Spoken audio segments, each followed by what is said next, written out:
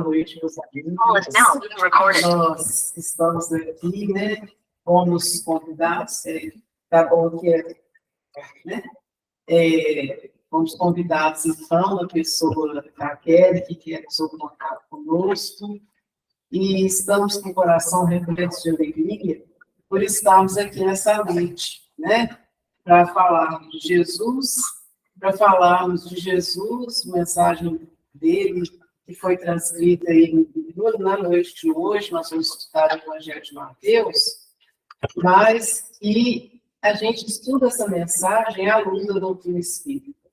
Então, se falar da doutrina espírita já nos enche de alegria, falar do Evangelho de Jesus já nos enche de alegria em dobro, né? Então, na noite de hoje, o tema trazido vai ser bem-aventurados os pobres em espírito, porque deles é o reino dos céus. E aí, nós nos encontramos com um convite a fazer aos irmãos, que nós mergulhemos o nosso campo emocional, o nosso campo vibracional há 2000 anos, e tentemos buscar a companhia de Jesus naquela tarde em que ele iria proferir, então, as bem-aventuranças. As bem-aventuranças, elas fazem parte do Sermão do Monte. O Sermão do Monte, muitos de nós têm a ideia de que são somente as bem-aventuranças. Mas, na verdade, o Sermão do Monte ele vai englobar 3 capítulos do Evangelho de Mateus, que vai do início aí do capítulo 5º até uma parte finalzinho do capítulo 7º do Evangelho de Mateus. Então, ele é bem extenso, mas a parte que normalmente toca mais os nossos corações realmente são as bem-aventuranças, porque elas são consoladoras, não é mesmo? E mais para que a gente entenda essas bem-aventuranças, assim como todo o Novo Testamento, é interessante que a gente busque trazer algumas colocações, algum esforço de nossa parte para que a gente entenda essa mensagem. E como que isso é feito?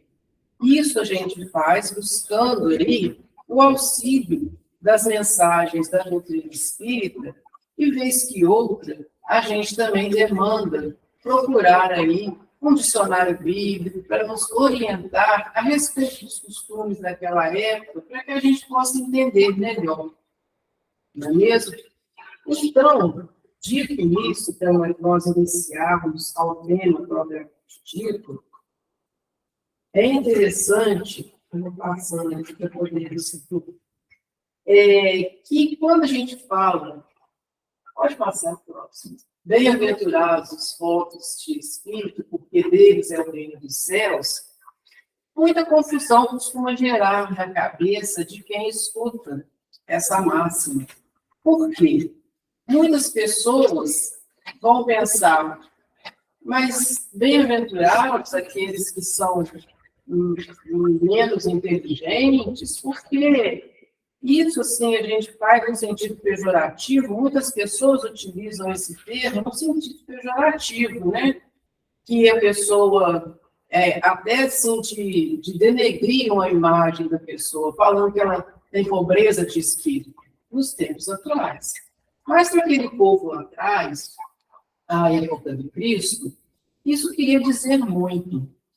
Porque se a gente fosse analisar esse versículo ali, dizendo bem-aventurados os pobres, aí a gente ia se deparar com um problema. Por quê? O povo judeu, naquele momento, vivia, então, sobre o jugo do povo romano.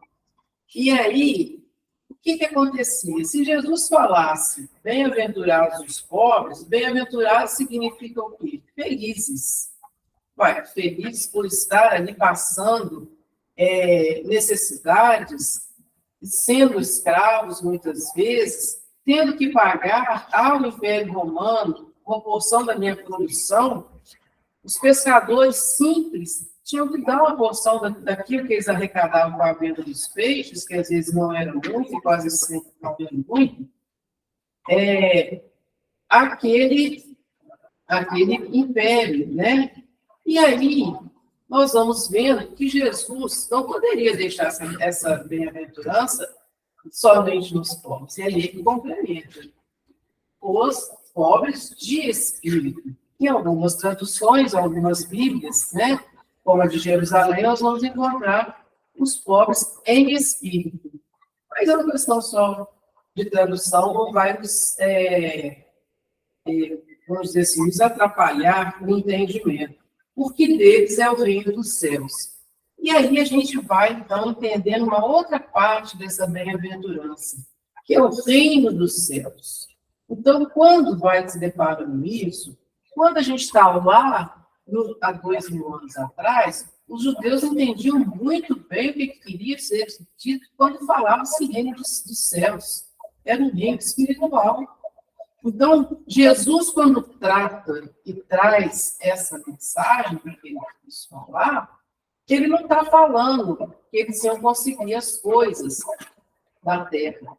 Que essa bem-aventurança, essa felicidade ia ser encontrada juntamente ao quê? Ao mundo todo espiritual, juntamente a Deus, né? E aí Kardec vai nos trazer essa complementação no capítulo 7º do Evangelho segundo o Espiritismo, no seu item 2, aonde ele vai dizer para nós o seguinte, que a incredulidade zombou dessa máxima, bem-aventurados pobres de espírito, como tem zombado de muitas outras coisas que não compreendem. Por pobres de espírito, Jesus não entende os baldes de inteligência, mas os humildes, tanto que diz ser para estes o reino dos céus e não para os orgulhosos. Então, a gente podia aí dar o nome a essa bem-aventurança, da bem-aventurança da humildade. É a bem-aventurança que mais recebe mensagens de Emmanuel, mensagens explicativas, né, do seu conteúdo espiritual em diversos âmbitos sobre a humildade. Porque é sobre isso que Jesus falava naquele momento. Não é mesmo? Pode passar o seguinte, fazendo favor. E aí, nós temos aí o outro colaborador nosso, sempre presente no estudo do Evangelho, que é Emmanuel. E lá no livro Consolador, esse livro é muito interessante, porque ele foi formulado por questões que foram pensadas pelo grupo ali que o Chico Xavier frequentava, né? Então, aquele grupamento de almas afins propuseram algumas questões ao benfeitor Emmanuel e respondia, cada uma a seu tempo, e aí formulou os capítulos, tudo muito bom, e é um livro muito elucidativo, sabe? E aí vai dizer como entender, que é a pergunta que eles falaram, né? Que eles fizeram. Como entender a bem-aventurança conferida por Jesus aos pobres do espírito, aos pobres de espírito? E aí, Emmanuel vai nos dizer o seguinte: o ensinamento do Divino Mestre referia-se às almas simples e singelas, despidas do espírito de ambição e de egoísmo, que costumam triunfar nas lutas do mundo. Então, vocês percebam que em 2 momentos, Emmanuel vai trazer aqui para nós. Ele é aludir o Senhor aos corações despretensiosos e humildes, nos convidando novamente a nós pensarmos a humildade em nossas vidas. Porque se nós não trouxermos a mensagem de Jesus para as nossas vidas, para os nossos corações, senti-la verdadeiramente, vai passar a ser uma leitura como se nós estivéssemos lendo aí qualquer livro, né? E não é a ideia do Cristo que trouxe essa mensagem, que ficou aí impregnada nas nossas consciências, como sendo a palavra de Deus que ele trazia, né? Kardec vai falar que Jesus seria o médium de Deus, está lá na Gênesis de Kardec, da codificação do Pentateuco.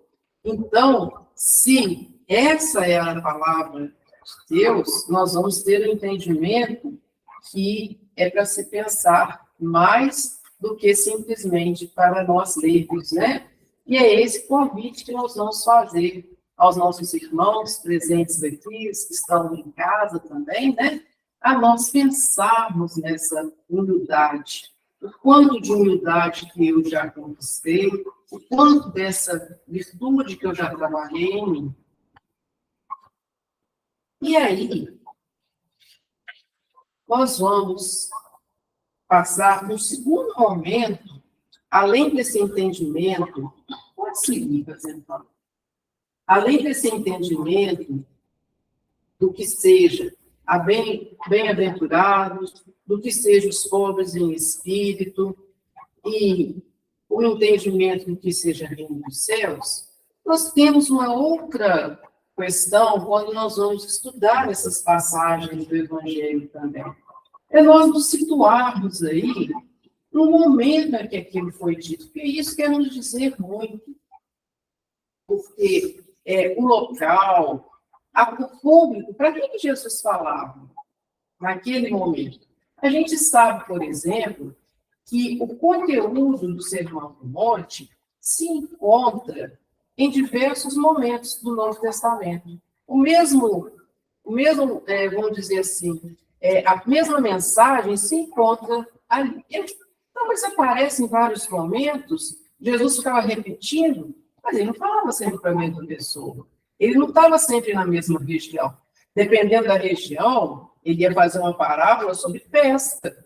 Dependendo da região, ele ia fazer uma parábola sobre plantação, né? Ele utilizava ali os recursos que as pessoas já lhe davam no dia a dia, né? Estranho seria se Jesus fizesse uma parábola para quem mora em São Paulo, no centro de São Paulo ali, falando de plantação. As pessoas não entendem, né? Então, se ele falasse em Jerusalém, ali, alguma coisa que fosse muito assim, do campo, talvez as pessoas não entendessem, então ele vai falar do templo, né?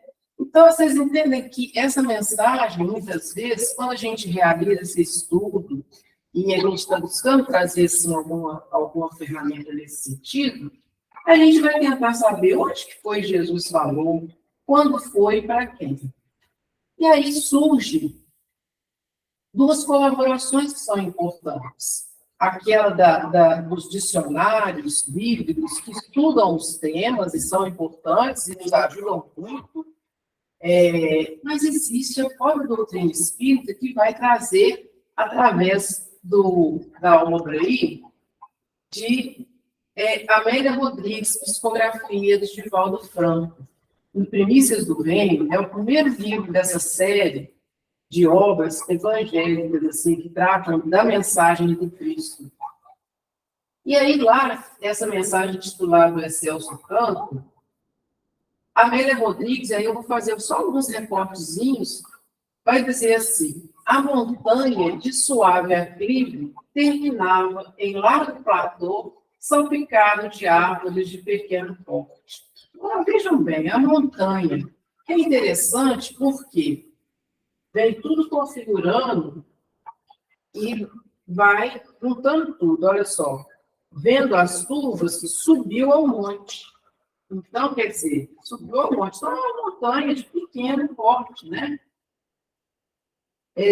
Após assentar-se, aproximaram-se deles seus discípulos.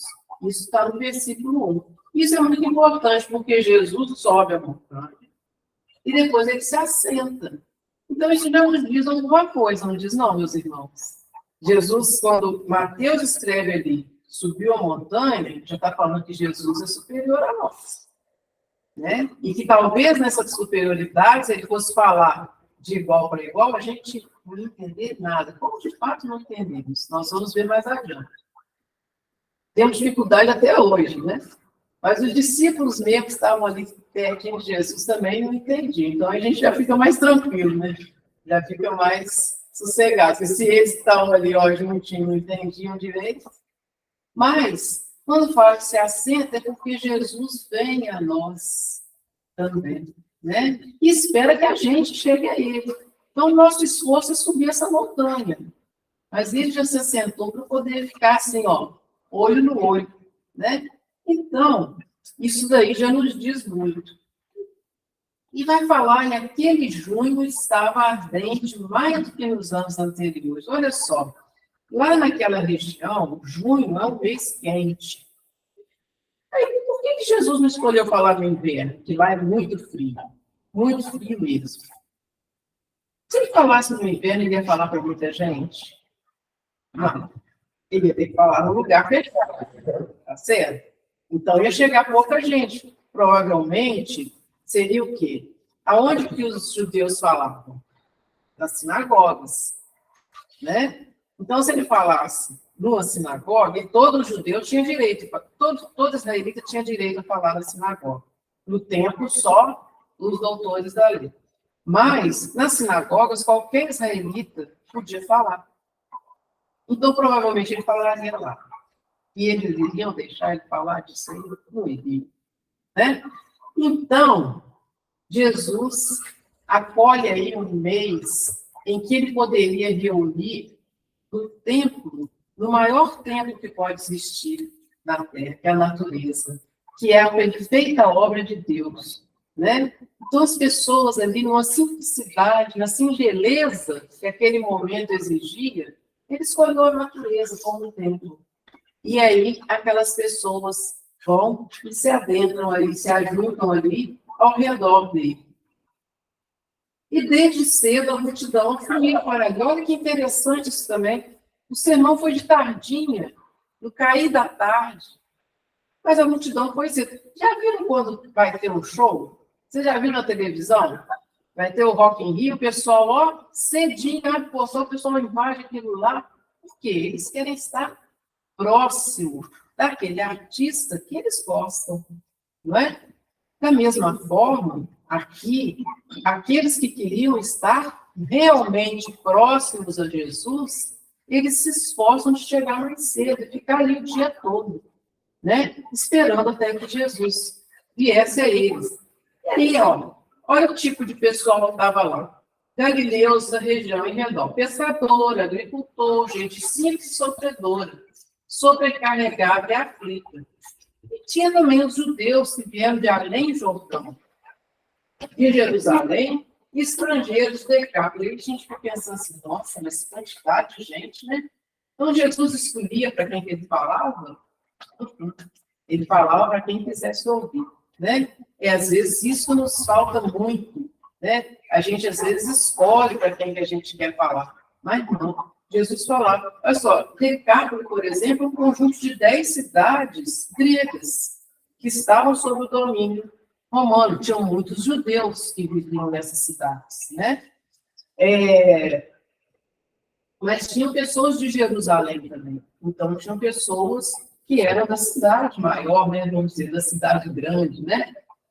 E aí, nós temos um outro público ali, que é os que chegaram mais cedo, que são os discípulos. Que são, como nós dissemos, nós vemos aqui, o versículo 1, ele chegou, se assentou, e os discípulos chegaram e se assentaram perto dele. Porque os discípulos já estavam caminhando com ele. Então, isso sugere para nós que isso foi logo no início, como nós vamos ver confirmado também por Humberto de Campos, e foi logo no início do ministério de Jesus, junto a nós, né? E aí, nós vamos entender aqui uma outra questão. Nós temos a multidão e nós temos os discípulos. E é interessante porque aí a gente lembra de uma outra palavra, que é apóstolo. E aí, qual que é a diferença de apóstolo para discípulo e para essa multidão?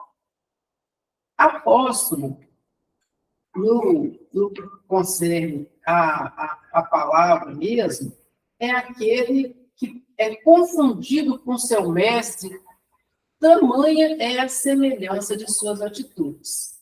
A gente se lembra de um apóstolo que não foi que seguiu com Cristo, mas que viu Jesus às portas de Damasco e que falava, em determinado momento, já não sou eu quem vivo, mas o Cristo que vive em mim. Esse é o apóstolo. Né? O discípulo é aquele que ouve e pratica a palavra do Mestre.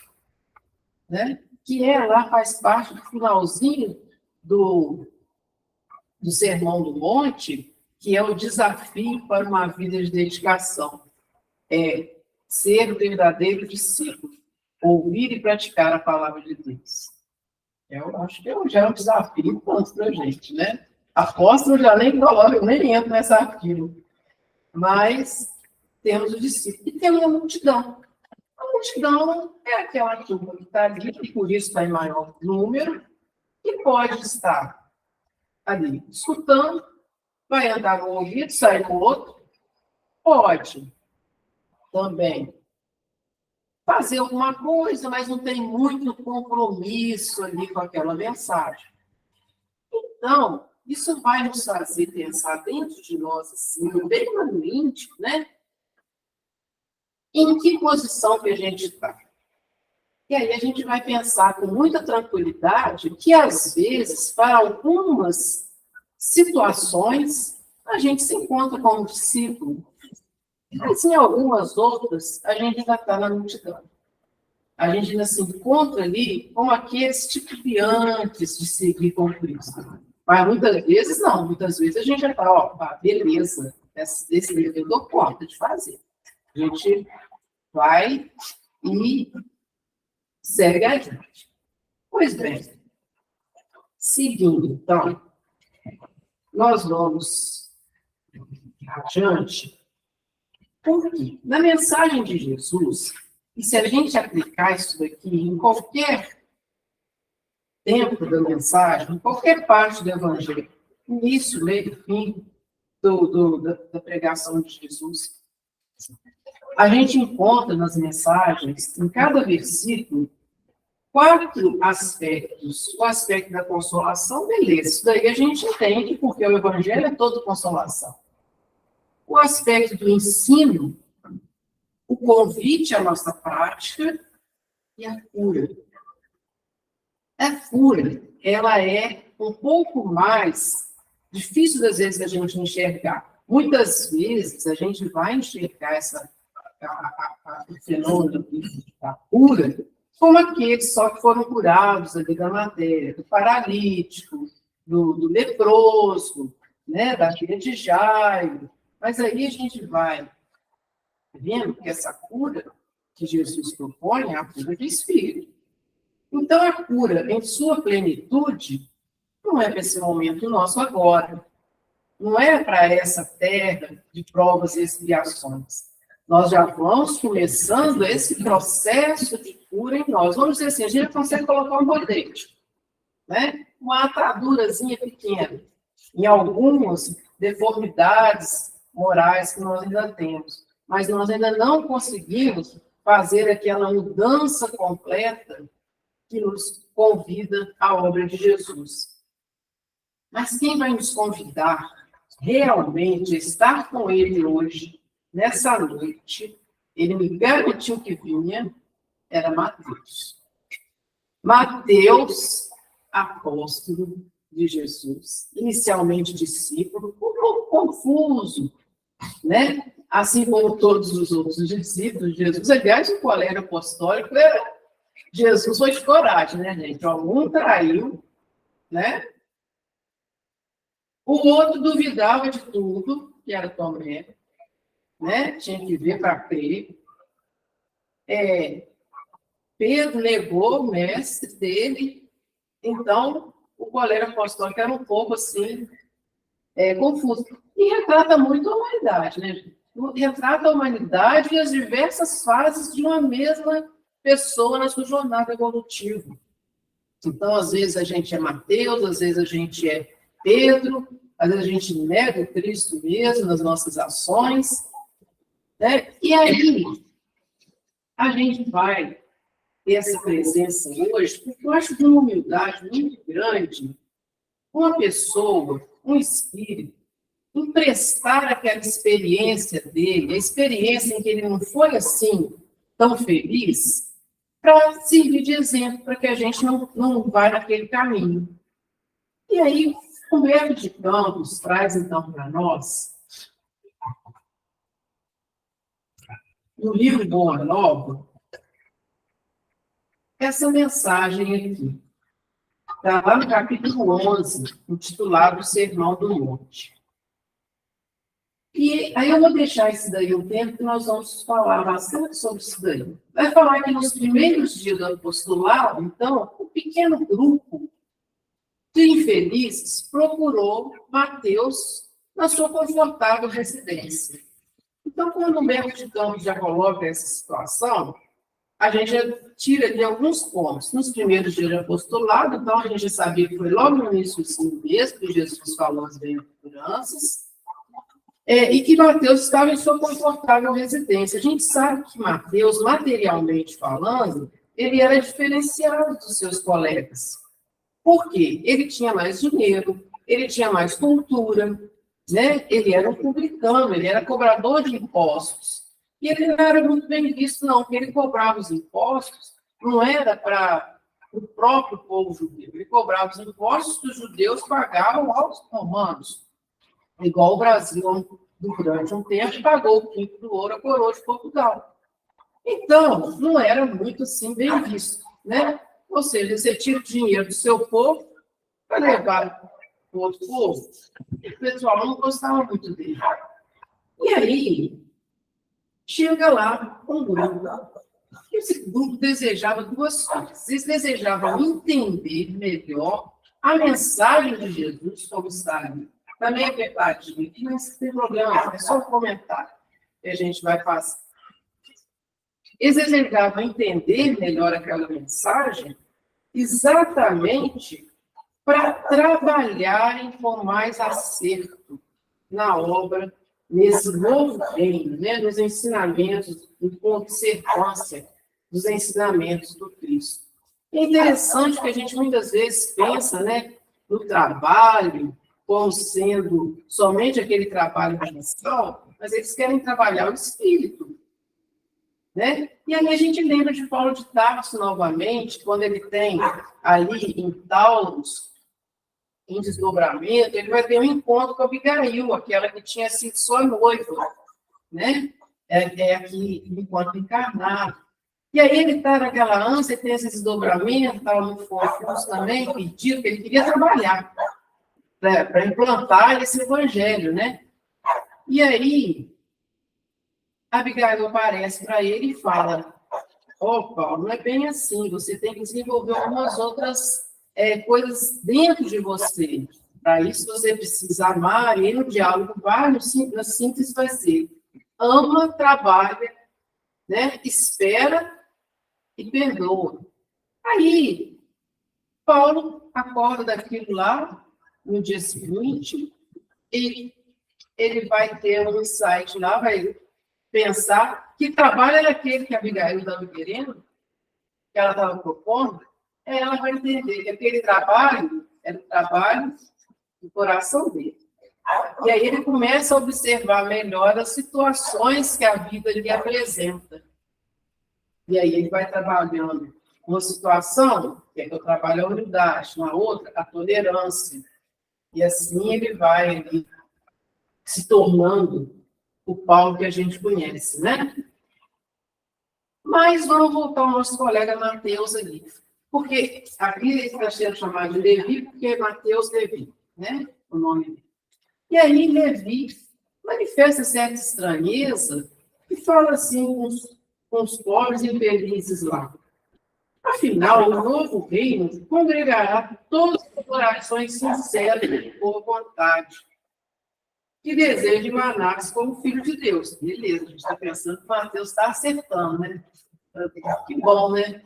Mas aí ele começa a se dar mal. Mas o que podeis fazer na situação que vos encontrar? Vocês já pensaram, gente? Chega uma pessoa aqui na casa e pede alguma coisa a vocês para poder ajudar e tudo. Mas você olha para ele, Você está precisando de ajuda, o que você vai poder fazer para ajudar alguém? A pessoa desanima da vida, né? Desanima. Mas ele estava ruim, mas ele consegue piorar, né? Ele conseguiu piorar a situação, porque ele conhecia 3 daqueles que estavam ali no meio, porque ele, como cobrador de impostos, ele conhecia muita gente. Aí ele conhece 3 ali, ele conhece o Lisandro, ele conhece o Áquila, e ele conhece o Pafos. E aí ele vira e fala assim, Lisandro, pode tu, se você é aleijado, olha só, né? Ele esqueceu dos aleijões da alma. Tranquilo. Aí depois vai falar o Áquila. Áquila, não foste abandonado pela própria família? Aí, o negócio está piorando, Matheus, né? Mas vai piorar mais, hein, gente? Vai, porque se é que pode, vai piorar mais. E aí, ela vira para o Papos e fala assim, acaso, Papos, edificarias alguma coisa com as tuas atuais aflições? E aí a gente vai lembrar, Jesus veio para quem? Veio para os sãos, veio para os doentes, os aflitos, os sobrecarregados. Vinde a mim, todos vós que estáis sobrecarregados, e eu vos aliviarei. Essa é a mensagem de Jesus. E aí o Mateus também tem na contramão. Ou seja, ele não tinha entendido ainda. Mas, gente, acontece que Jesus não estava presente. Aí Jesus vai chegar. Vai chegar e Mateus, ansioso de agradar o mestre, né, vai contar tudo para ele. E conta tudo para Jesus. Jesus está escutando. Eu fico pensando, como é que Jesus não sentou, foi ali e chorou, né? Porque dava vontade, né? Porque você, meu Deus, ser o mais inteligente deles, o mais estudado, o que tinha mais condição, não está entendendo? E aí a gente vai lembrar do Evangelho que a prova da riqueza, às vezes, é pior do que, às vezes, a da privação, né? Porque a riqueza, às vezes, nos dá uma sensação de que já sabemos tudo, né? E aí Jesus vai falar com Mateus de uma forma muito bondosa, olha lá.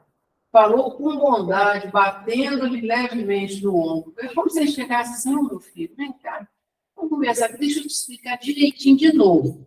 Vou desenhar, né? Vamos desenhar, porque falando só não adiantou. E, dentre outras coisas que Jesus fala, ele fala que ia precisar da colaboração desses que sofrem, né? Ia precisar dessa colaboração.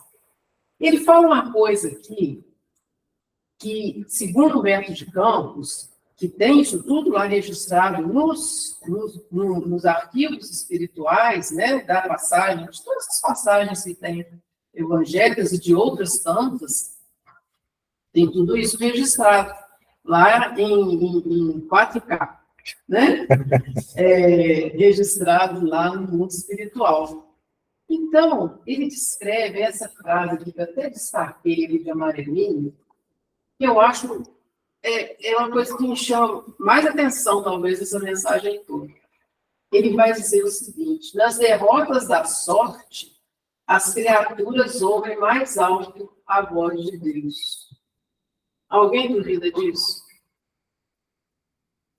Porque, gente, qual de nós aqui, que durante uma prova muito forte, num sofrimento, numa dificuldade, não é aquele momento em que nós conseguimos fazer aquela oração cheia de sentimento, que é assim, Deus me ajuda, que vale mais do que a oração mais floreada que a gente já possa ter dito na vida. Nesse momento, estou sofrendo, que todo mundo passa, que todos nós passamos, né? Quando a gente se vê fraco diante de uma prova, diante de uma tentação, nesse momento a gente consegue fazer assim um laço de amizade tão forte com Deus, Pena que a gente às vezes esquece desse momento, né? Mas é nesses momentos. Então, quando Humberto de Campos dita essa mensagem para Chico Xavier, eu, sinceramente, eu acho assim que tocou tão profundamente que ele emociona. Aí ele vai dizer mais, ó, buscando os oprimidos, os aflitos, os caluniados, tudo que eram os amigos de Mateus, né?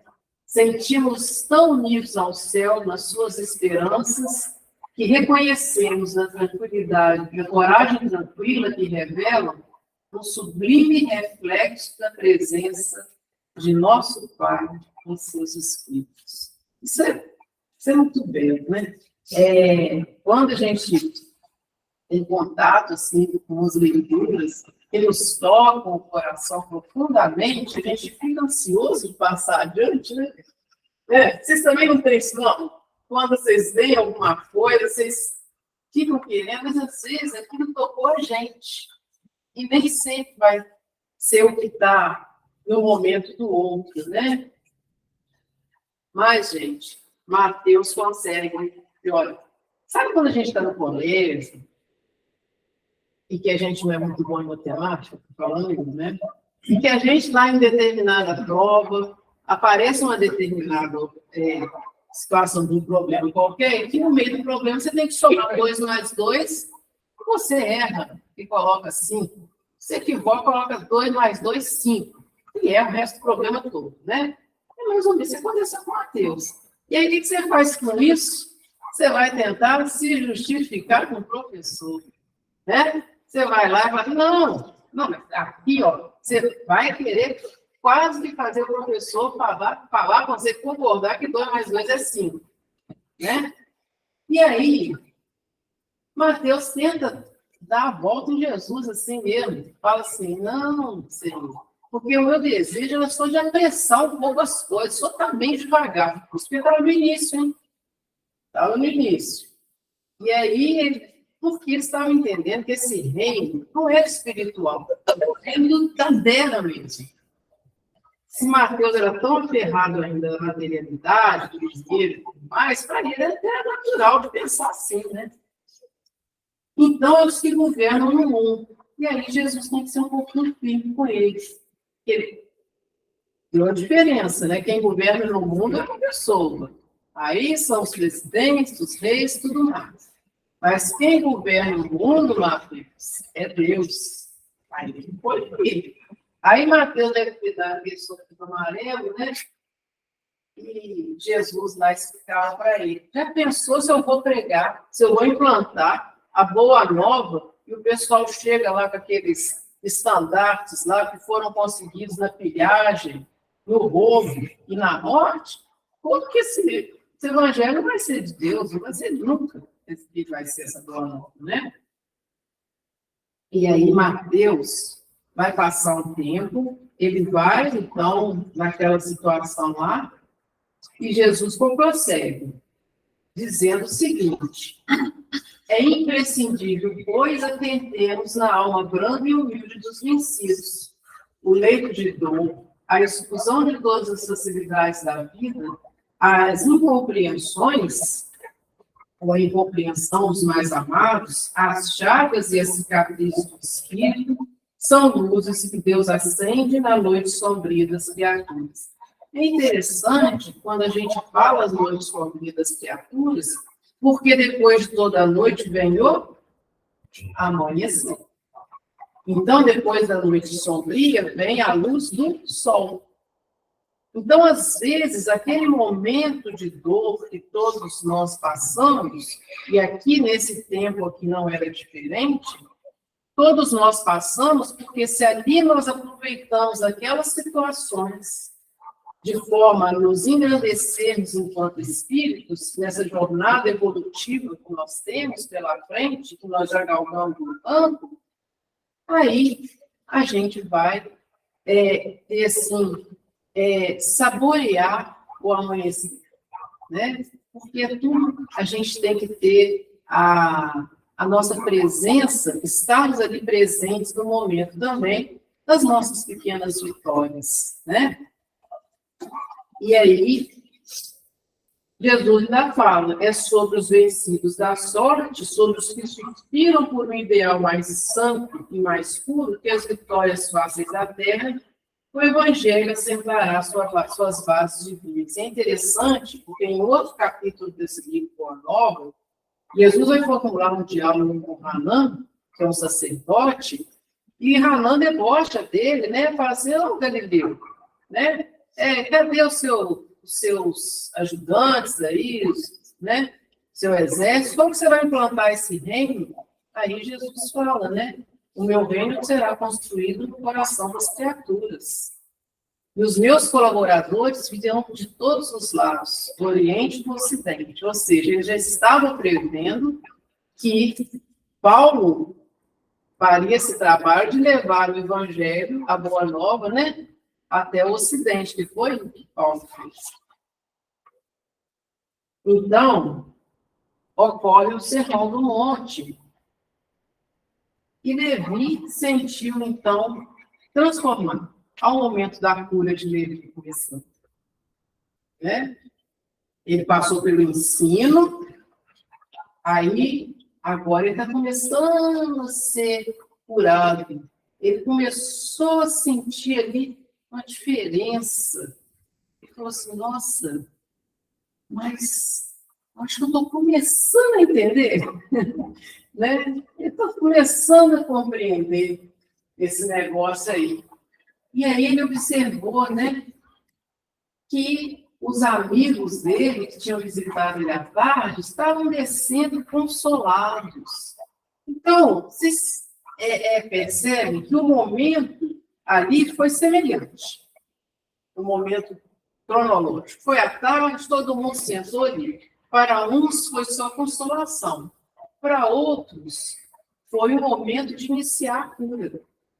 Olha que diferença. O que vai acontecer, gente? Então, no dia imediato, o ex-publicano abriu suas portas. Mas ele abriu só as portas da casa física dele? Não, ele abriu as portas do coração, né? Tudo ali tem um sentido mais além do que o literal, né? Mais do que está escrito somente. Daquele crepúsculo memorável, então ele chamou todo mundo. Jesus participou da festa, veja bem, porque quando o nosso coração abriga o nosso irmão, Jesus está presente. Né? Quer dizer, Jesus não estava só presente na casa material ali, não. Ele estava presente no coração de Mateus, que sentiu em festa.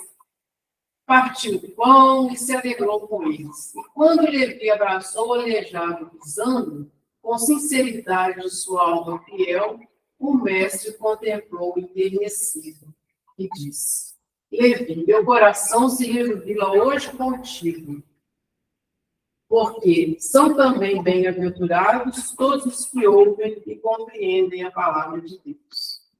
E aí, tem algumas coisas que a gente deve destacar, porque esse abraço que Levi deu, lá o seu amigo Lisandro, que tinha aquele problema físico ali, Jesus sabia que era sincero. Porque Jesus enxergava a nossa aura, o nosso campo magnético, né? Se fosse eu, né? Se fosse eu, qualquer outro aqui, talvez não fosse enxergar e falar assim, está fazendo isso só porque Jesus está aqui.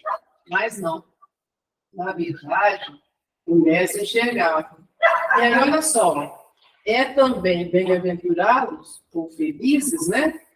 Os que ouvem e compreendem a palavra de Deus. Então, quer dizer, isso daqui, ele galgou a posição realmente de discípulo, né? Para nós encerrarmos, porque o relógio ali já nos convida a nós termos a nossa disciplina, né? Porque a Emmanuel nos convida a todos, conforme do Chico. Amélia Rodrigues vai trazer uma mensagem maravilhosa em outro livro, daquela mesma série, que é Pelos Caminhos de Jesus, psicografia também do Cristóvão Franco. E lá eu vou me permitir ler, porque ela é uma mensagem muito bonita. Eu tirei alguns parágrafos aqui para nós lermos, meditarmos e levarmos no coração, tá? Jamais se ouvir um código de leis mais preciso e oportuno.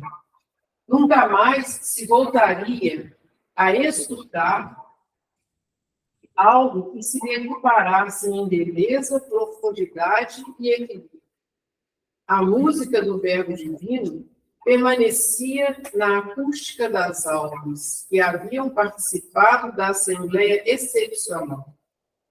Impressa nas páginas sublimes do tempo, passado, presente, futuro, a Constituição Ideal permanece como legítimo código de liberdade, de direitos, de deveres e de paz, sob a inspiração permanente do amor, que é a linha mestra desta carta de alforria para a humanidade. Olha quanta coisa que tem aqui escrito. Não são só palavras, é uma mensagem realmente. Porque jamais se ouvir, e nós não voltaríamos a ouvir. Porque isso aqui, quando a gente lê, a gente sente ainda mais saudade de Jesus. Porque é como se a gente tivesse perdido aquele momento, né? Porque ainda que nós lá estivéssemos com outra roupagem física, nós não aproveitamos em plenitude. Porque se tivéssemos aproveitado aqui, a gente não estaria de novo, né? Amargando aí tantas dores. Então, mas o convite permanece de pé. Jesus permanece no convite de pé, né?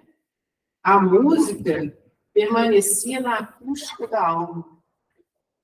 Pois é, porque isso é uma coisa que muito tem se falado. Como tem escutado a mensagem de Jesus? Com esse ouvido somente ou com o coração? Né? Meu coração vai ser na acústica da minha alma.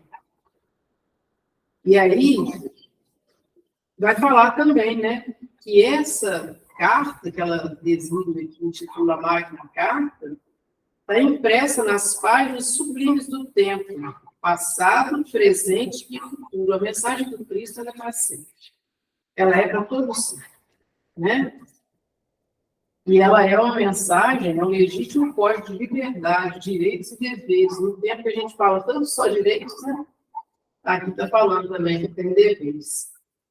Paz sob a inspiração permanente do amor, que é a linha mestra dessa carta de alforria. E ela termina dizendo assim para nós: as bem-aventuranças ainda permanecem desafiadoras, aguardando ser meditadas para que vividas conduzam da terra o homem, lutador e sofrido, na direção excelsa do reino dos céus, que, no entanto, já tem seu início hoje, aqui e agora, no mundo transitório por onde se deambula. E aí, meus irmãos, a gente fica a pensar, por que a gente esmiuçou tanto um versículo só, né? E lá no Ceareiros nós estudamos esse versículo aqui, eu acredito que 2 meses e meio, ou 3 meses, tá? Então, ela é toda sexta-feira que a gente se reúne para fazer o estudo do Evangelho, né? De Jesus à luz da doutrina espírita. É muito importante que a gente fale disso, né? É a luz da doutrina espírita. Então, todas as sextas-feiras a gente se reúne, ainda de forma online, mas nós levamos aí bem uns 3 meses para poder estudar somente esse versículo. Eu trouxe algumas partes aqui do que nós estudamos lá, e foi um motivo também de um seminário que nós realizamos juntamente com outros companheiros em Além Paraíba. Então, essa é somente um versículo. Mas por que estudar tão assim minuciosamente? Tão devagarzinho, tão aos poucos, entendendo, né, as situações ali, porque senão a gente não deixa aquilo impregnar nossas almas, né? E aí, passa mais 2. Aí, exatamente, por que estudar o Evangelho de Jesus de forma tão minuciosa? Quem traz para a gente a resposta Emmanuel, né, na verdade, Alcione, no livro Renúncia, que é psicografia também de Chico Xavier, pelo Espírito Emmanuel, lá, numa reunião que ela tinha em família, na família em que ela estava ali, que era do seu pai, mesmo sem saber que era do seu pai, né? Ela explicou que lá na Espanha, eles estudavam o Evangelho dessa forma. O discípulo, às vezes, tomava várias noites, porque visa somente uma coisa, a reforma íntima do ser. Por isso que é necessário a gente fazer um mergulho no Evangelho quando a gente vai iniciar o seu estudo. Porque a mensagem do Cristo precisa ser conhecida. Isso a gente já conhece, né? Há mais de 2000 anos a gente já tem contato com ela. Meditada, sentida e vivida. Porque a nossa, todos nós, nosso objetivo é alçar aí a condição dos discípulos para um dia também ser da nossa. Eu agradeço a oportunidade. Muito obrigada. Muita paz a todos. Nós também agradecemos a conta. Eu espero que não tenha avançado nunca por nada. Esse estudo edificante, né? E